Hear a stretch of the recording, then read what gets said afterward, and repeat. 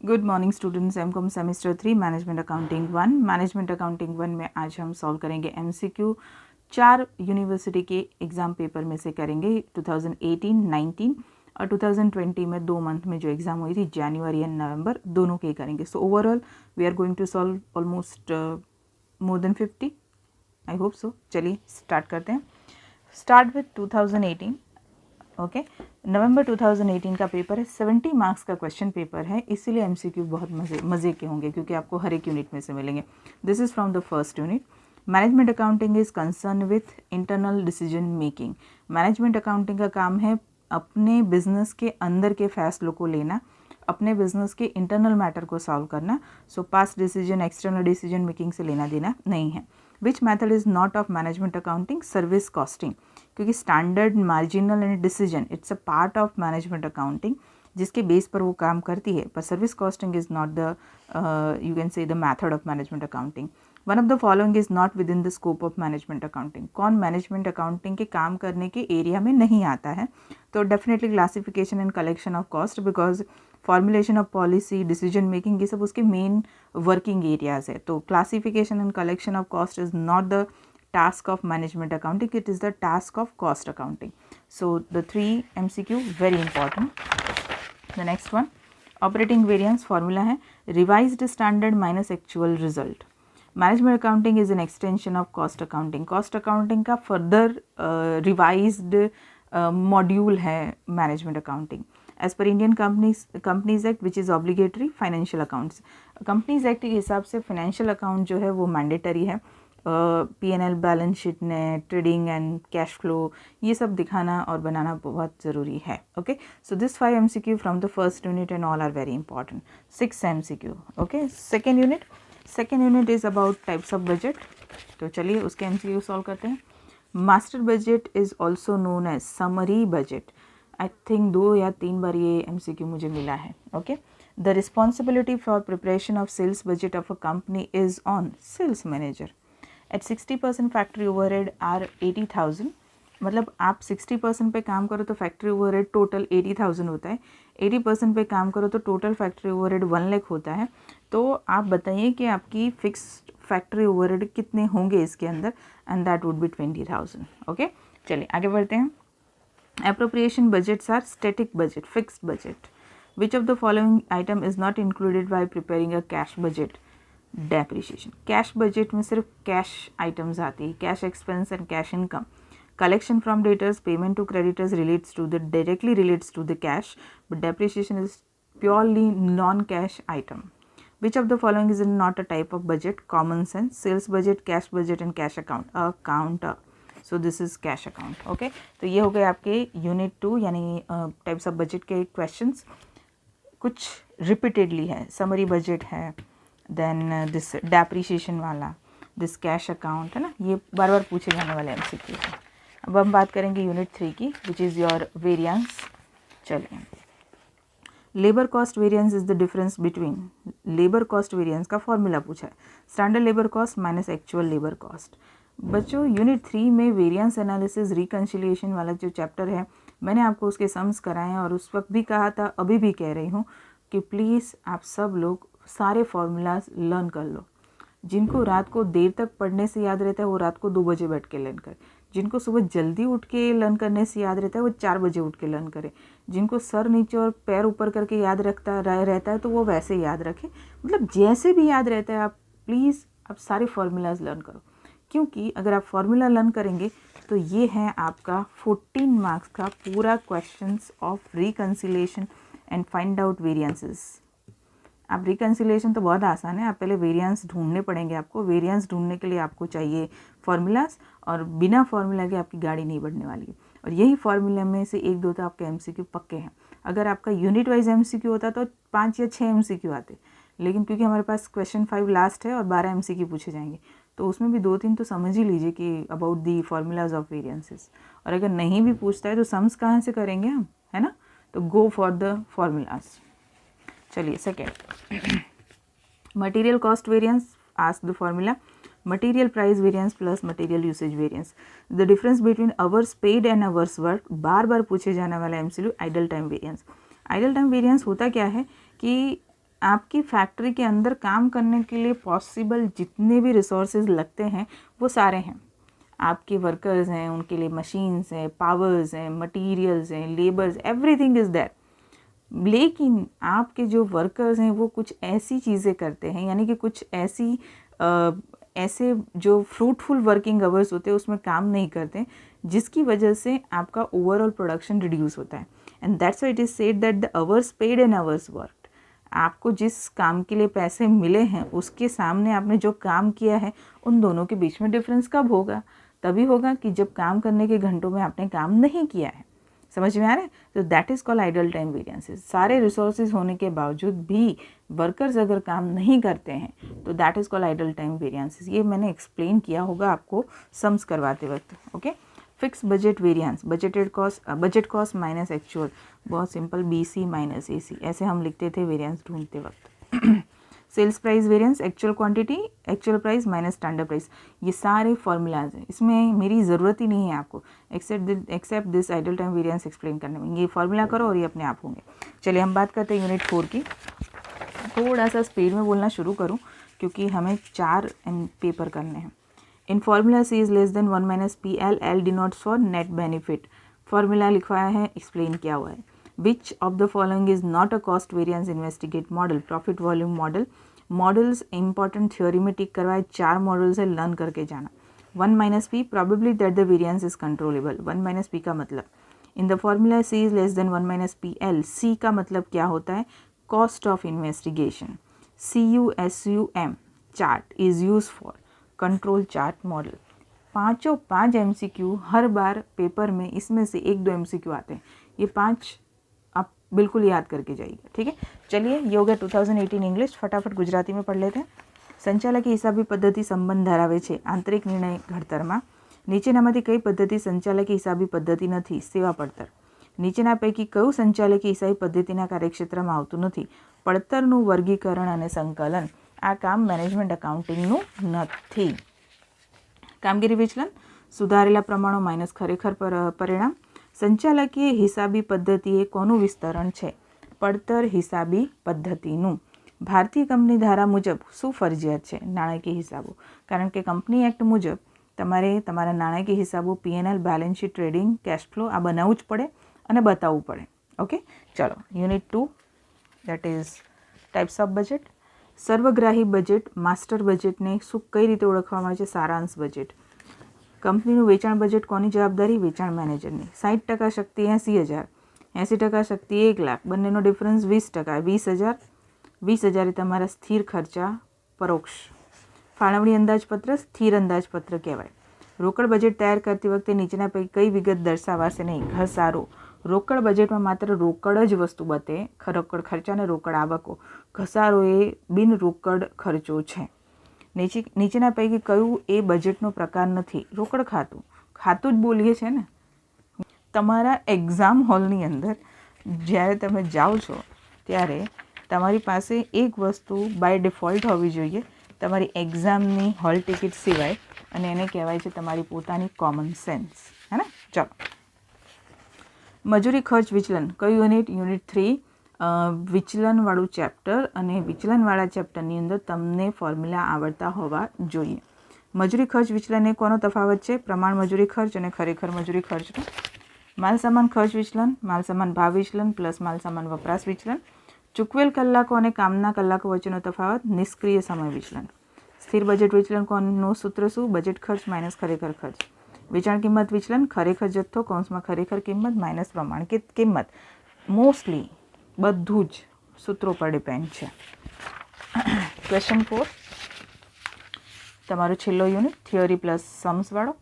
C is less than 1 minus PL, એમાં L કોને કહેવાય? તો Lનો મતલબ થાય ચોખ્ખો લાભ।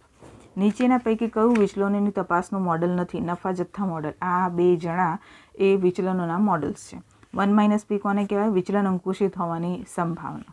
ખાલી P પૂછે તો વિચલન બિન અંકુશિત હોવાની સંભાવના। C is less than 1 minus PLમાં C કોને કહેવાય? તપાસનો ખર્ચ। QSUM, CUSUM ચાર્ટનો ઉપયોગ શેમાં થાય છે? અંકુશ ચાર્ટ મોડલમાં। 2018ના MCQ પત્યા। Okay, October 2019, again 70 marks question paper. मजा आवशे। चलो start with the first unit. Which of the following method is not of management accounting? Service costing जो रिपीट थशे ने जोड़े बोल दीजिए रिपीटेड।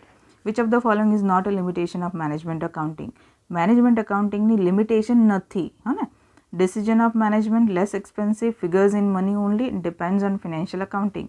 आ डिसीजन मैनेजमेंट એટલે ફિગર્સ આંકડામાં બતાવવાનું, ફાઇનાન્શિયલ અકાઉન્ટિંગ પર ડિપેન્ડ કરે। I am speaking Gujarati, okay. And less expensive, this is the limitation of management accounting ની નથી. This is not the limitation of management accounting. It is expensive actually, because you have to hire certain employees, you have to hire experts, you have to hire the person who has a good experience and take a decision, है ना। So as per opportunity cost approach, planning variances original standard minus revised standard.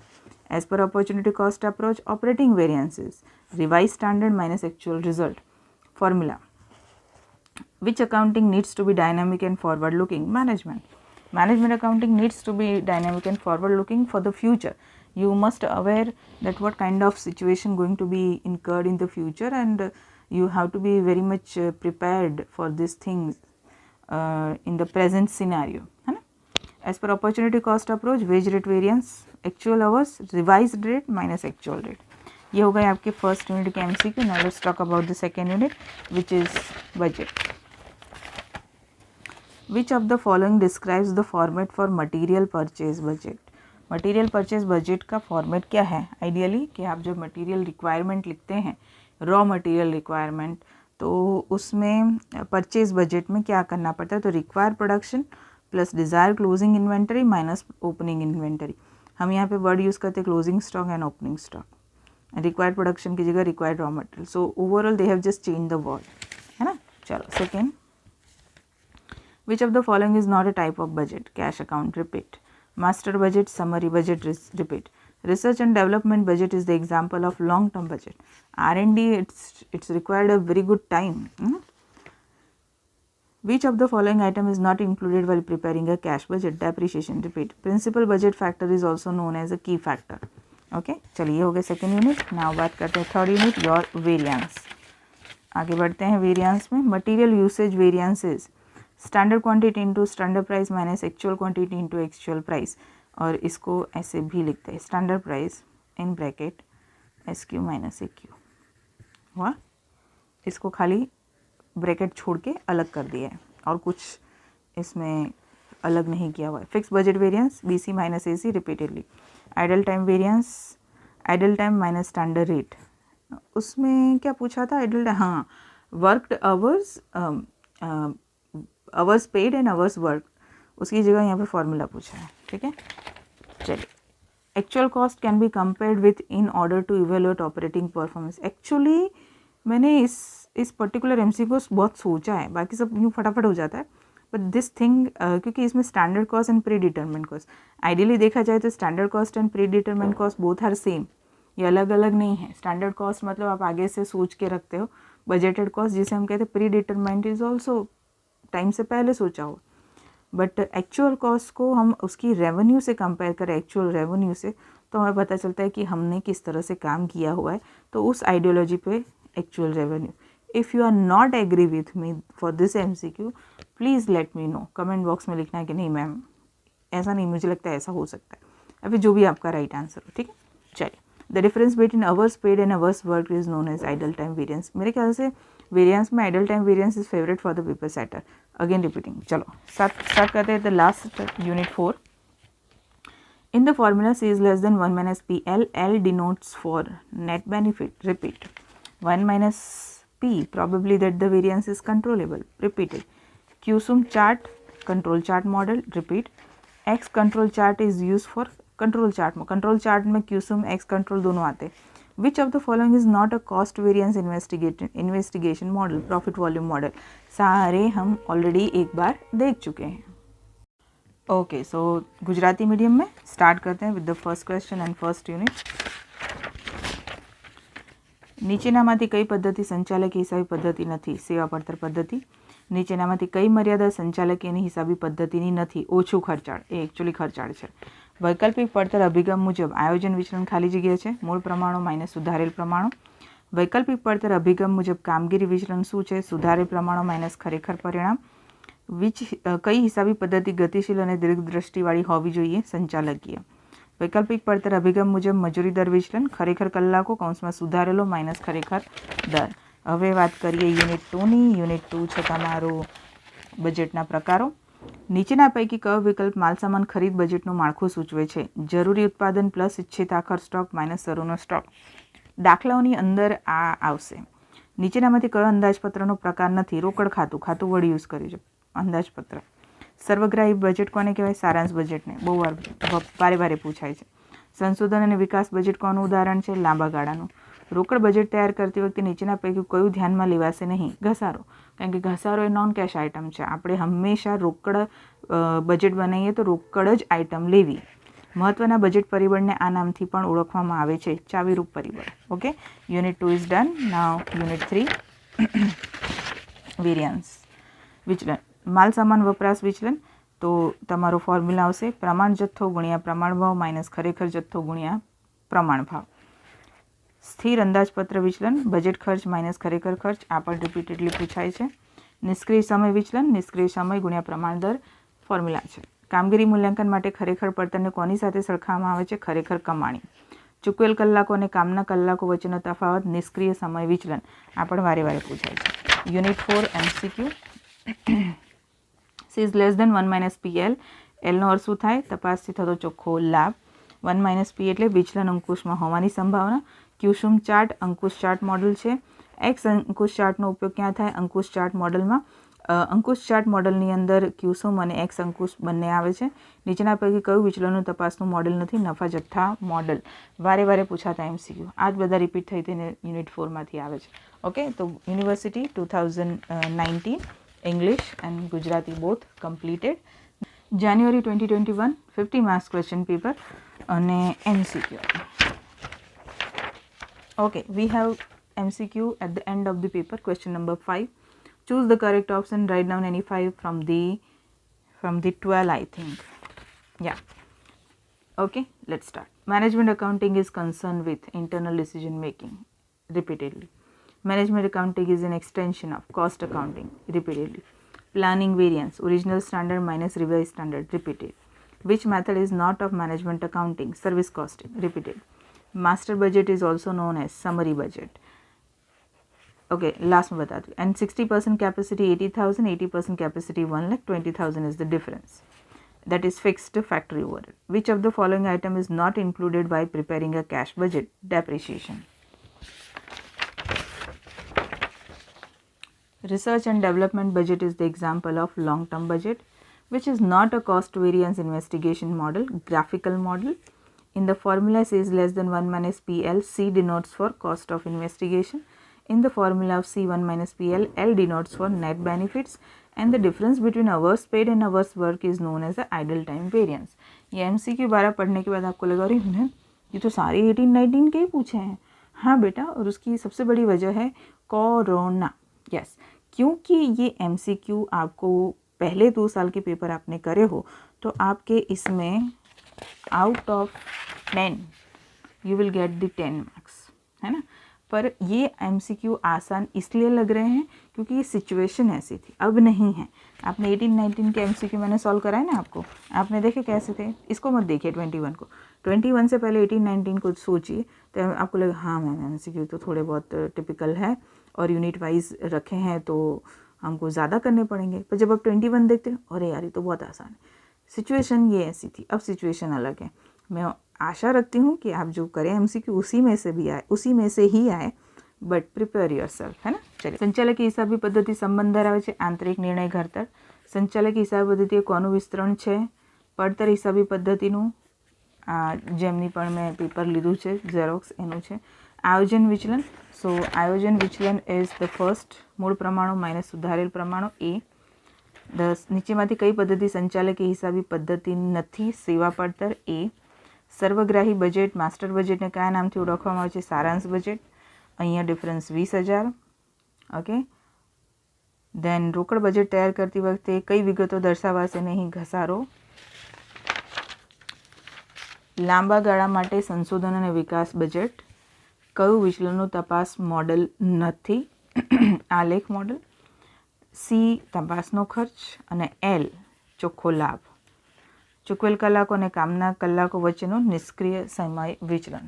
Okay, એક બીજી વસ્તુ, one more thing I want to tell you कि generally छोकरा એવું करता है, मतलब बच्चे ऐसा करते हैं कि एक ही सीरीज़ पकड़ते हैं कि 1 2 का 3 का आंसर ए आया तो सब में ए कर देते हैं. ऐसा मैंने देखा है, बहुत ऑब्जर्व किया है कि बच्चे ऐसा सोचते हैं कि जैसे कि ये है MCQ, तो यहाँ पर देख रहे हैं 3rd ए, 4th थे, 5th थे, 6th थे, 7th थे, 8 9 10th 11 तक ए, पर फिर 12 में सी आया और 1 और 2 में बी और बी है ना. तो अगर आपको 2-3 यहाँ से आते तो आप ये एज्यूम करके बाकी सब में सेम करते. ऐसा नहीं करें, पैटर्न पकड़िए नहीं. Not necessary every time they have the same pattern.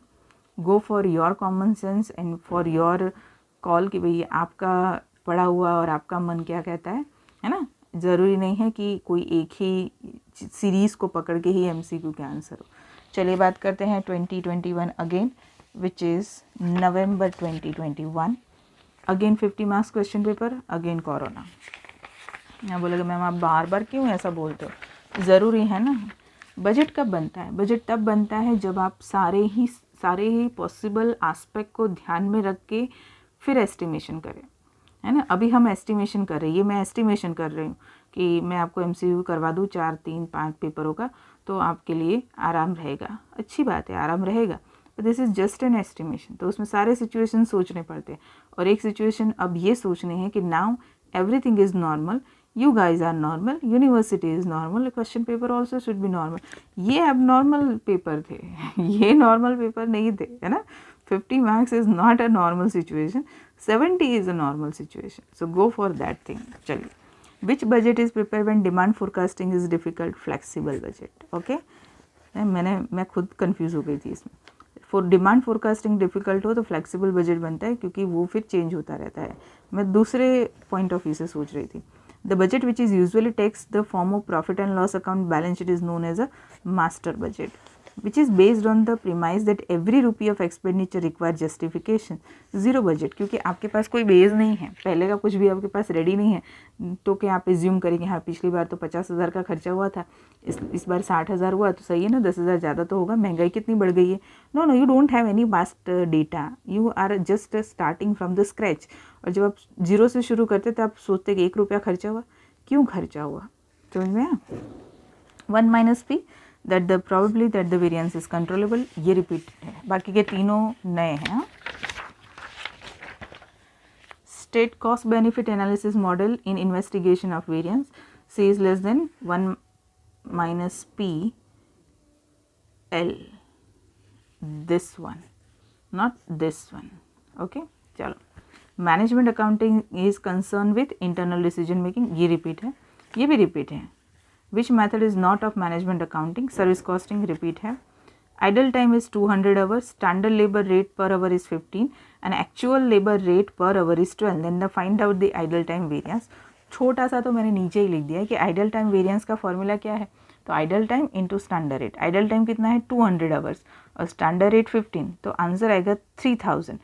हमेशा याद रखिए कि आइडल टाइम वेरिएंस एक लौता वेरिएंस है जो हमेशा माइनस यानी कि नेगेटिव यानी कि एडवर्स ही आएगा, वो कभी भी फेवरेबल नहीं होगा.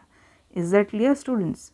It never going to be in any case positive, क्योंकि ये चीज़ ही नेगेटिव है. आपने सब कुछ अलहदा करवाया, उसके बावजूद आपके वर्कर्स काम नहीं कर रहे हैं, दैट शुड बी नेगेटिव, है ना.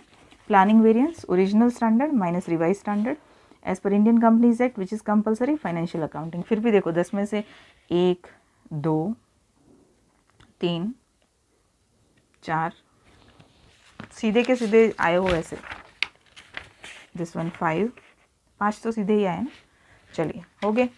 तो ये हुआ इंग्लिश में नवंबर 2021. अब बात करते हैं गुजराती में. चल, જ્યારે માંગનું પૂર્વાનુમાન મુશ્કેલ હોય ત્યારે કયું અંદાજપત્ર તૈયાર કરવામાં આવે છે? પરિવર્તનશીલ. નફા નુકસાન ખાતું અને પાકું સરવૈયું માસ્ટર બજેટ. ખાલી જગ્યાએ ધારણા પર આધારિત છે કે ખર્ચના દરેક રૂપિયાનું વાજબી સમર્થન જરૂરી છે. તો હિયર વી હેવ શૂન્ય આધારિત અંદાજપત્ર. 1 - p વિચલન અંકુશિત હોવાની સંભાવના. વિચલનોની તપાસનું ખર્ચ લાભ વિશ્લેષણ model C is less than 1 minus PL. સંચાલક હિસાબ પદ્ધતિ કોની સાથે સંબંધ ધરાવે છે? આંતરિક નિર્ણય ઘડતર. નીચેનામાંથી કઈ પદ્ધતિ સંચાલકી હિસાબી પદ્ધતિ નથી? સેવા પડતર. સમય 200 કલાક, મજૂરીનું પ્રમાણ દર 15. અનુત્પાદક સમય વિચલન શોધો. અનુત્પાદક સમય વિચલનને હંમેશા તમારા કલાકો, અનુત્પાદક કલાકો ગુણ્યા પ્રમાણ દર 15. 15 દૂ 30, 3000. હંમેશા યાદ રાખો અનુત્પાદક સમય વિચલન માઇનસમાં જ હોય. 3000 પ્રતિકૂળ.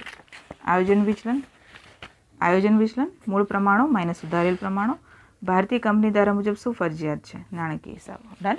તો here your 2021 paper also completed. So in this video we have completed 4 university paper and I hope so કે આમાંથી જ તમારું કામ થઈ જાય, but still work hard, है ना, मेहनत करजो, because now the situation is normal. It's not a new normal, it's not an abnormal, it's a normal. So work hard. चलिए मिलते हैं नेक्स्ट वीडियो में. Till then everyone, best of luck.